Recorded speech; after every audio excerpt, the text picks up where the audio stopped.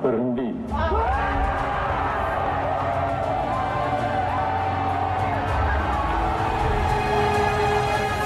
Banyak kasus HAM yang terjadi di Indonesia, salah satunya adalah pada saat konflik 98. Penurunan Jenderal Soeharto pada saat krisis moneter tidak begitu saja terjadi. Banyak korban berjatuhan dan kekerasan lainnya yang terjadi pada saat itu. Seperti yang kita sering dengar, tragedi Trisakti, kemudian penghilangan aktivis, dan juga kekerasan seksual yang dilakukan oleh para oknum terhadap ras Tionghoa di Indonesia adalah bagian dari kasus pelanggaran HAM pada saat konflik 98. Nah, ada beberapa fakta dan juga data atas kasus pelanggaran HAM yang terjadi pada saat konflik 1998.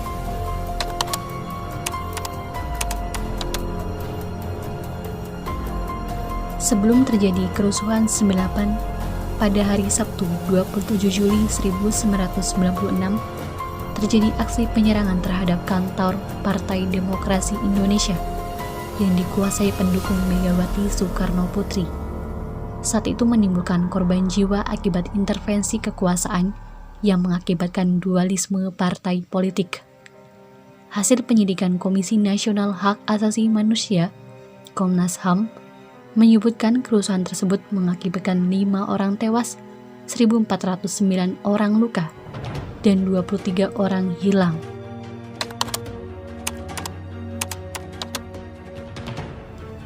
Pelanggaran HAM kembali terjadi saat aparat keamanan bersikap represif dalam menangani demonstrasi mahasiswa di depan kampus Universitas Trisakti pada 12 Mei 1998.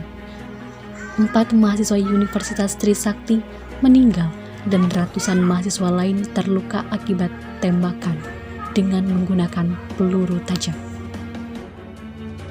Sehari setelahnya muncul tragedi lain, yaitu kerusuhan 13 sampai dengan 15 Mei 1998.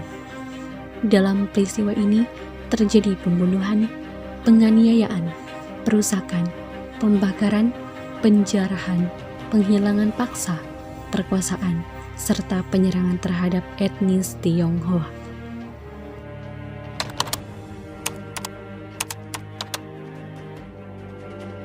Berdasarkan laporan dari Tim Gabungan Pencarian Fakta, kasus kerusuhan Mei 1998 ditemukan beberapa variasi jumlah korban meninggal dan luka-luka akibat kerusuhan tersebut.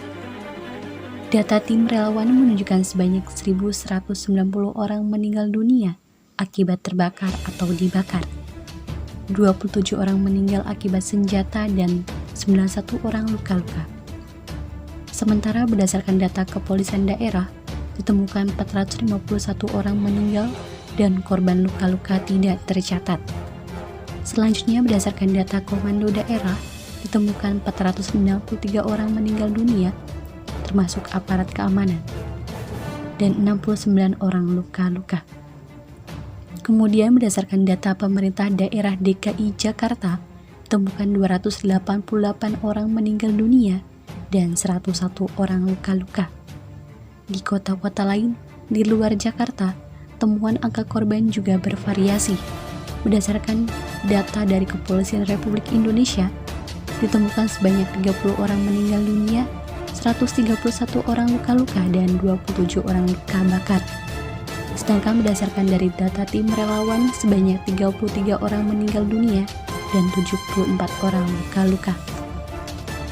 Selain itu, TGPF juga menemukan adanya kekerasan seksual pada kerusuhan Mei 1998. TGPF menemukan bahwa sebagian besar kasus perkosaan adalah geng rap, di mana korban diperkosa oleh sejumlah orang secara bergantian pada waktu yang sama dan di tempat yang sama. Kebanyakan kasus perkosaan juga dilakukan di hadapan orang lain. Meskipun korban kekerasan seksual tidak semuanya berasal dari etnis Cina, namun sebagian besar kasus tersebut diderita oleh perempuan dari etnis Cina. Korban kekerasan seksual ini pun bersifat lintas kelas sosial.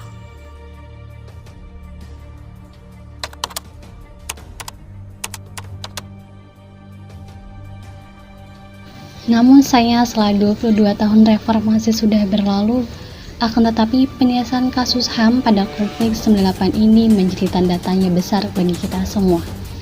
Penilaian secara hukum tidak dilakukan terhadap pelaku atau dalang yang menjadi konflik 98 ini. Pada bulan Februari 2017 lalu, Jaksa Agung Muhammad Prasetyo sempat mengatakan bahwa pemerintah memutuskan untuk penyelesaian kasus HAM pada 98 ini dilakukan secara non-yudisial atau tidak melalui proses peradilan. Karena alasannya pencarian bukti, data, dan juga saksi untuk kasus ini sangat sulit dilakukan. Padahal, jika kita mengacu pada Undang-Undang Dasar 1945 pada pasal 1 ayat 3 yang mengatakan bahwa negara Indonesia adalah negara hukum. Nah, negara hukum yang dimaksud di sini adalah negara yang menegakkan supremasi hukum dalam menegakkan kebenaran dan juga menjamin keadilan bagi setiap warga negaranya. Nah, apakah negara sudah melakukan hal itu semua?